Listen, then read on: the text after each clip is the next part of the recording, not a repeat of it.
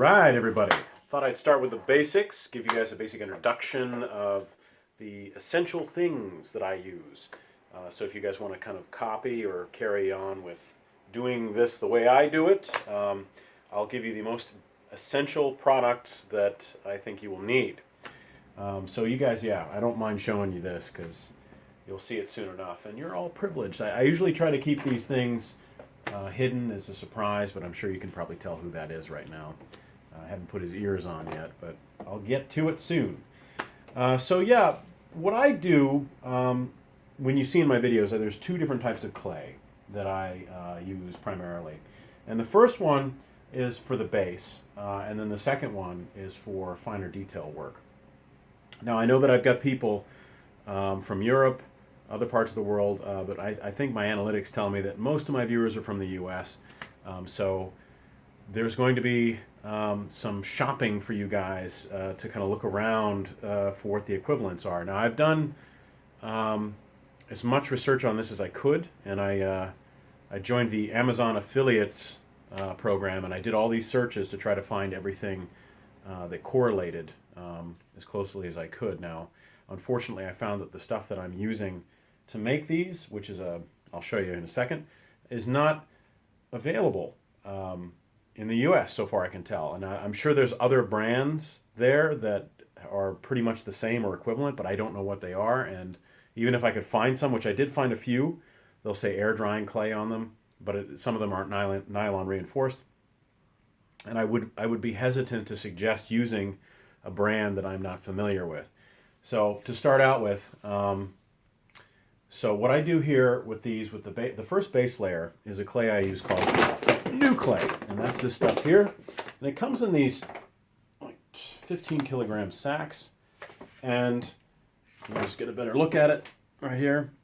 And this stuff has nylon in it, little nylon fibers. Now you can't really see them. If you're cutting it with a wire, you'll see them. They'll get caught on the wire as you cut through it, but you usually never really notice them until either you're cutting or when it's drying, and some of the little, look kind of like peach fuzz sticking up, which is another thing I should mention while I'm still thinking of it, is if you're at the drying stage and you're going to paint, you got to get one of those butane torches and just burn the hairs off. Otherwise, they'll collect paint and clog up the surface. So anyway, that aside, so you build with that stuff first, the new clay.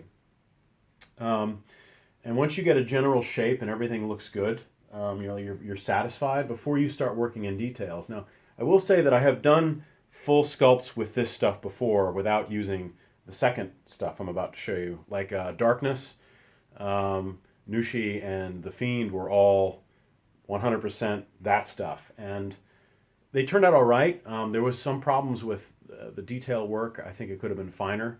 And there's a bulking agent in this, like little bits of sand. So if you're, spraying it down with water and trying to smooth it out, you'll start to wash away the clay, and it'll get rougher and rougher and almost look like it's got a sandy surface. And that's what happened to some of those. So I was pleased to move on to this next step, which was kind of something I evolved into and just by experimentation. But the company that makes new clay also makes a smoother clay called Cladium. Now it's more expensive, and it comes in this little pack, and it's much finer. It's like cream cheese. It's very soft. I think it dries quicker as well, but it's very good for working in fine details. And so after I'm done getting the shape in, you'll see that I use this stuff, and it's whiter. It has a lighter color. It's still somewhat gray. When it dries, it's pretty white looking. But I use that on a thin layer on the surface. Now, if you find out that you didn't use enough of the bulking clay, you can use as much of this as you want. You could probably build an entire piece out of this, but it would run you quite dearly, financially speaking. So it's good to use this stuff to save cash, because it is relatively cheap. I think for is it 12? Yeah, for its 12.5 kilogram bag, yeah. That costs around 14 pounds British money. So in US dollars, it'd probably be about $18 for this huge bag. And that's good enough to build a pretty large size piece. And this stuff, it costs roughly the same. as this. Maybe a little, maybe $10, $12, I guess, but there's only 500 grams of it per bag, which is half a kg, and that's, considerably less. So unless you're, wealthy and you can just use this 100%, which I wouldn't recommend, just use this towards the end. But yeah, you can just keep building with this as much as you want. So especially the ears. When you get to the ears or other finer details, there's other methods that I'll use. Now, often we'll just use this. This is great for ears and noses and all the little fine details. But if you have pieces that stick really, really far out, that's when you kind of bring in things like Sculpey. Sculpey is a polymer-based clay. You can do that, use it for making teeth and all kinds of other things. But I'll probably do another video using that stuff to give you a better demonstration of that later. Anyways, so that's all aside. The most essential tools, I'll tell you the tools, I'll show you the tools that I use most often. And it's probably these three. So this is just a basic wooden, clay tool that you find in these packs that come with an assortment.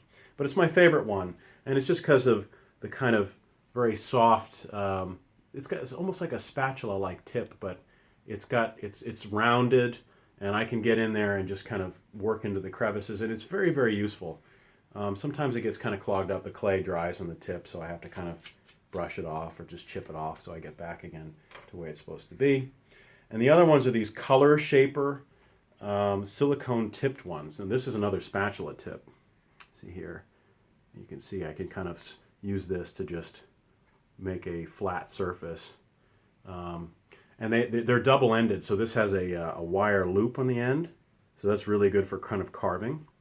And this one is probably one of my favorites as well. It's another color shaper, but the tip is, it's just pretty perfect for everything I do. You can see it's pretty self-explanatory, but it's very flexible. So these tips, they bend when you're using them. And this kind of clay really readily receives them without, the tip yields just enough when you're working through it that it's perfect. And it also has a looped end on the end there, but it's a little different shape.